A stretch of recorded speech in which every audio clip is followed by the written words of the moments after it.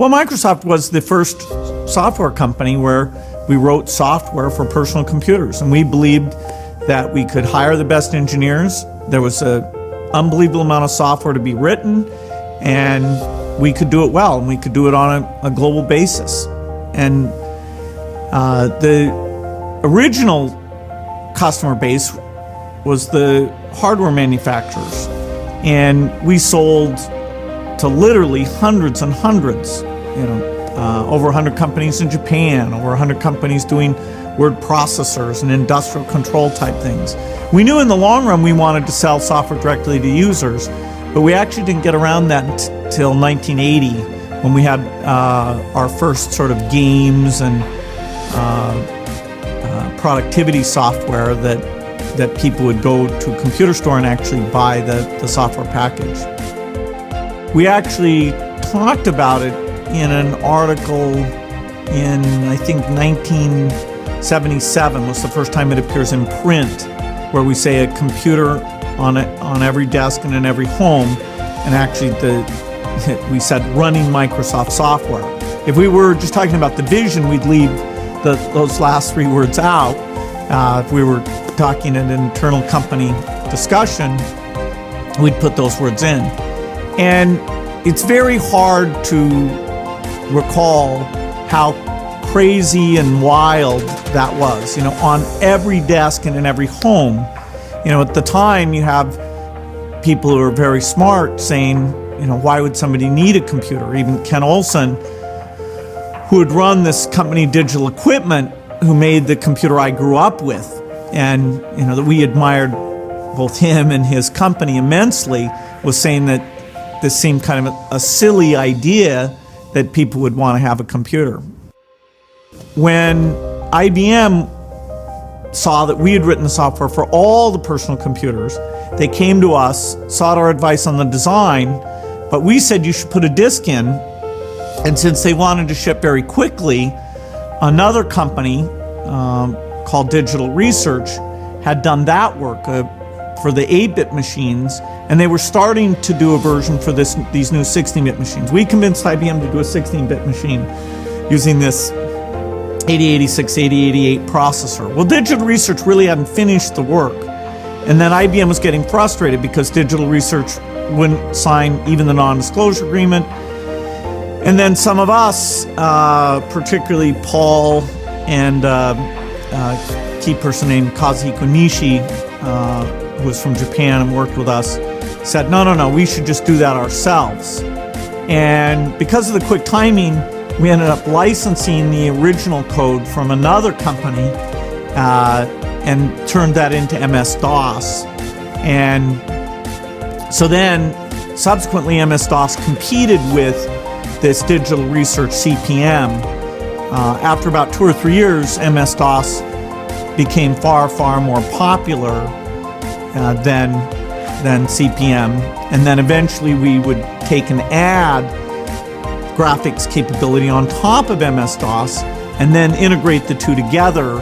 And so today when we talk about Windows, it actually includes all those MS-DOS things in it. That's the full operating system, although mostly you think of the graphics and the Windows and stuff. There's a lot of more classic operating system capability that's built in there. The IBM initial deal is a flat fee deal, another flat fee deal. It had certain restrictions that prevented IBM from selling to other hardware makers. So if people did IBM PC compatible machines, we would get the revenue by doing business directly with those people.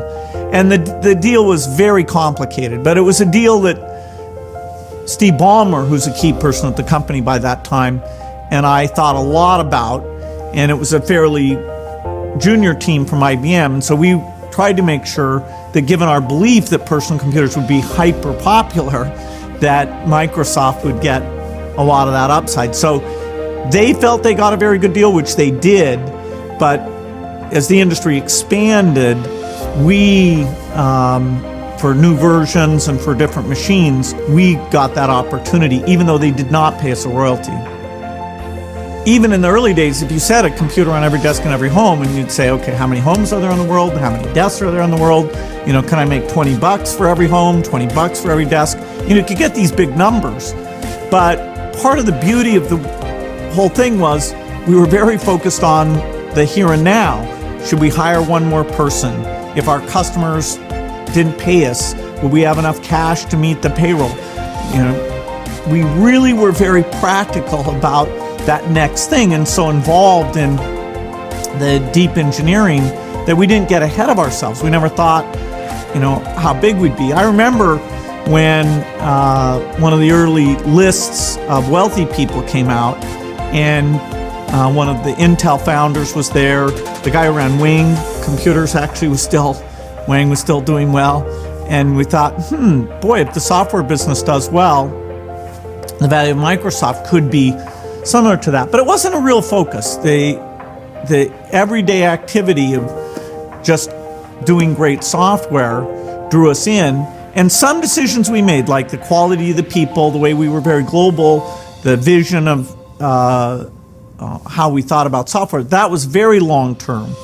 But, you know, other than those things, you know, we just came into work every day and wrote more code and, you know, hired more people. And it wasn't really until the IBM PC succeeded, and perhaps even until Windows succeeded, that there was a broad awareness that Microsoft was very unique as a software company, that these other companies had been one product companies, hadn't hired people, couldn't do a broad set of things, didn't renew their excellence, didn't do research.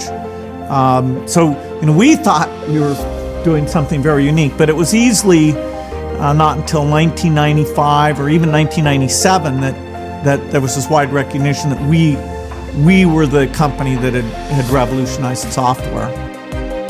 When I was very young, I hadn't been exposed to computers, so I was mostly just reading, doing math, learning about science, and I wasn't sure what my career would be.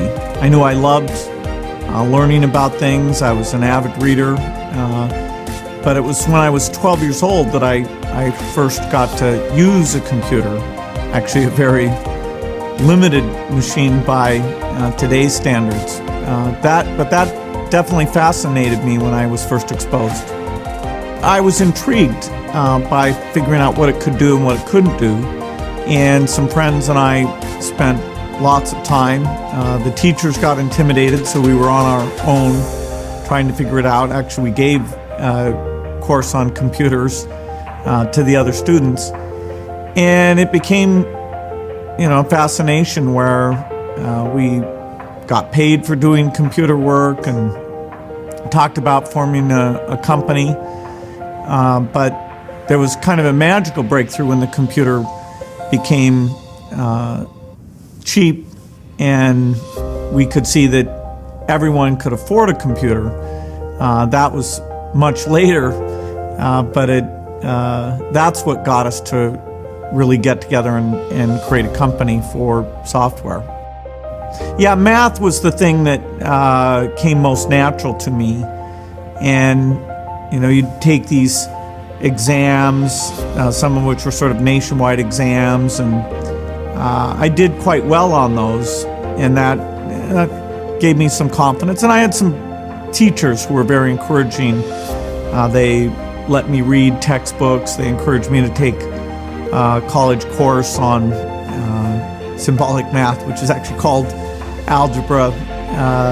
So I felt pretty confident in my math skills, which is a nice thing because not only the sciences, but economics, a lot of things, if you're comfortable with math and statistics and ways of looking at cause and effect, that's extremely helpful. Computers were immensely expensive and cost millions of dollars. A machine that was far less powerful than what you have in a cell phone today.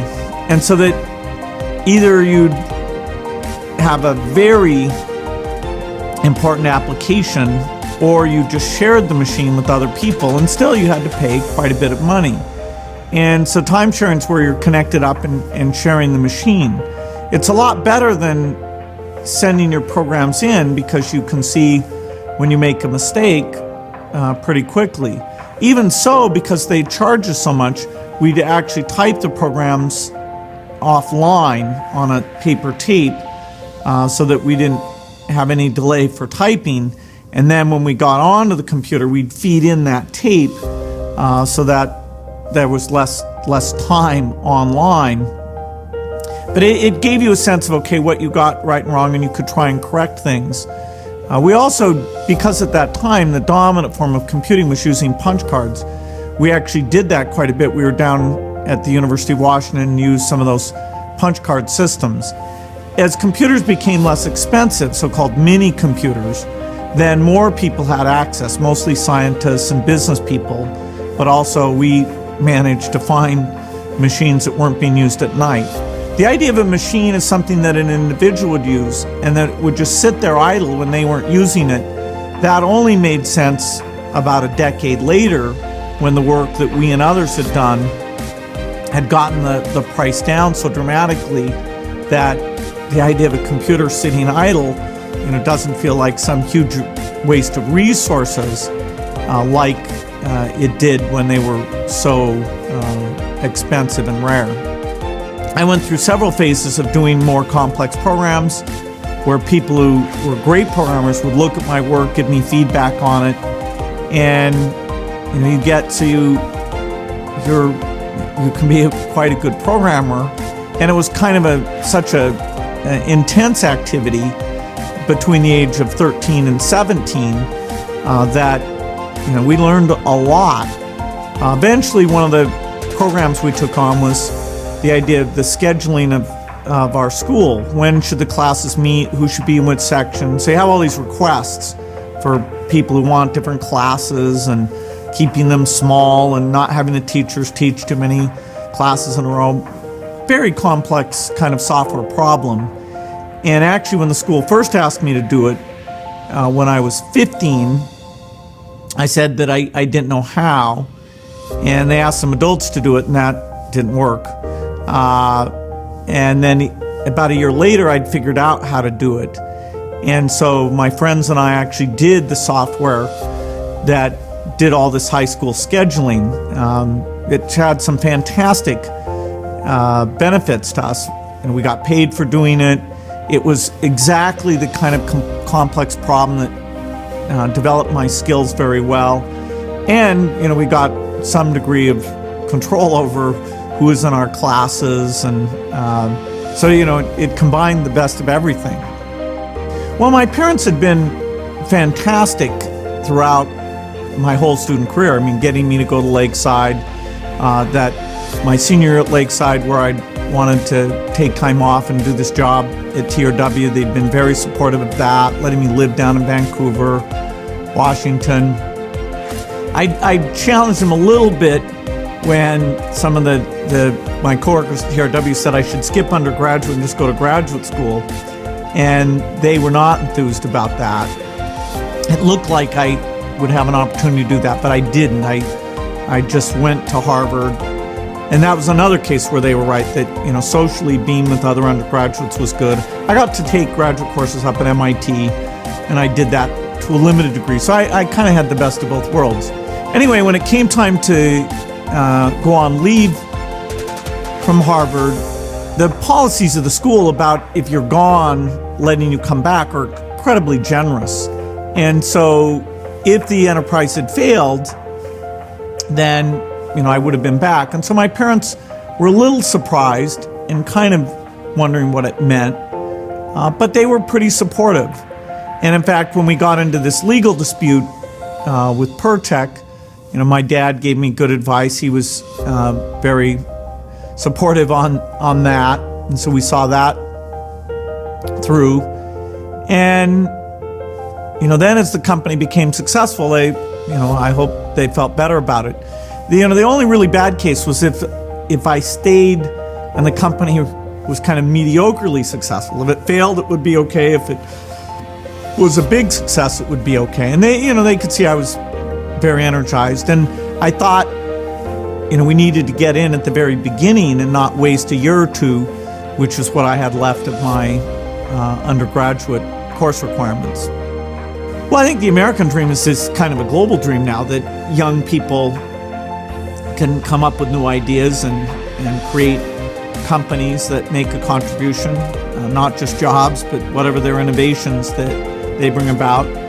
Capitalism is this unbelievable open system that if you combine it with good infrastructure, good education, the creativity that we find for people who've had those chances is always going to surprise us. It's always going to come up with new seeds, new medicines, new software, new movies, things that are make the world a better place. Microsoft was at the center of the personal computer revolution, in particular the creation of a software market where you went out to lots of companies and encouraged them to write software for different applications, mundane applications, wild applications. That idea that you would encourage people to be creative and build software, and there'd be a whole industry around that. Microsoft believed in that, and no one else did. And so we got that going, and that's led now to where you have all these great choices, and it just keeps getting better and better. And it's because of the volume of machines out there, it can be sold very, very inexpensively. So that whole bootstrap, getting the industry going, making it personal, making there be lots of software, that's what we are the most proud of. The foundation got started in the late 90s with my dad encouraging me, an executive named Patty Stone-Cipher who left Microsoft, were helping out. I was still very busy. Our kids were very young, but we got going. We put computers in libraries in many different countries, including the United States. We did some scholarship things. We were learning about reproductive health and population issues, and that kept growing. And we met people who knew about vaccines, and so it was a part-time thing. Global health was a bit over half. The U.S.-focused library scholarship education work was over a quarter. And there was a final piece that relates to other things to help the poorest, other than just health things like finance and savings. And it grew. And then I saw that I could make a unique contribution there, and created a transition plan that was 4 years in the making. And so now I'm full-time at the foundation and playing a role of being the chairman and traveling a lot. So it's equally challenging. It's very fulfilling. It's taking these resources that I'm lucky enough to have because of the success of Microsoft and giving those back to the society in a way that can have the biggest impact.